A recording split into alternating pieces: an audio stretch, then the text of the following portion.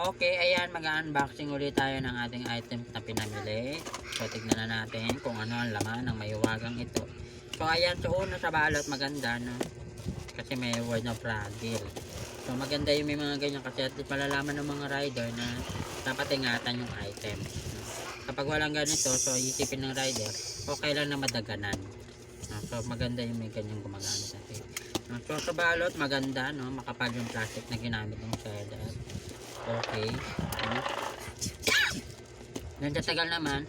Hindi naman sa ganong katagal dumating. 2 to 3 days lang dumarating na yung item.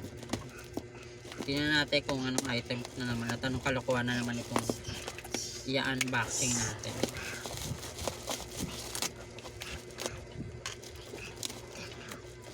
Ayan, hindi tayo pinalad mabigyan ng napakatulit na gunting.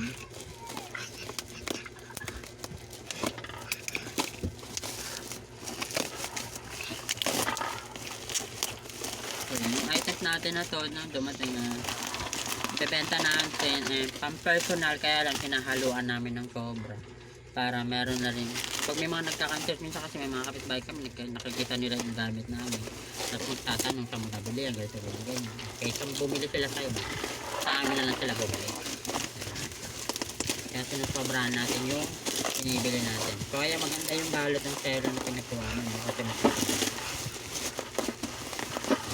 kaya tayo matulog dito, mahaba yung sapin.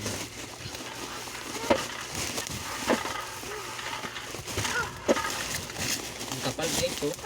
Napakayaman sa plastic nung nagbenta.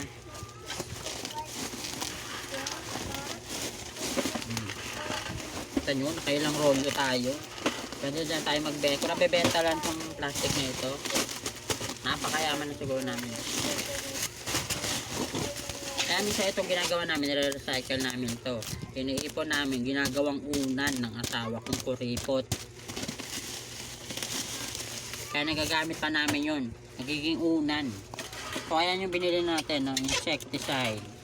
Ayan, pamatay sa mga peste, sa mga mababait, mga ipis, langgam, lamok, langaw. Ayan.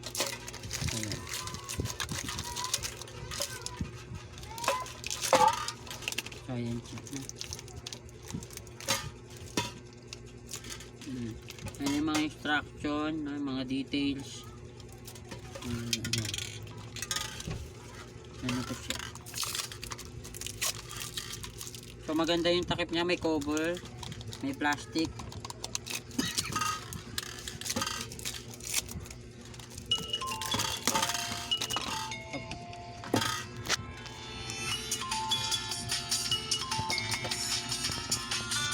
Nag-stop na. Nag full memory na.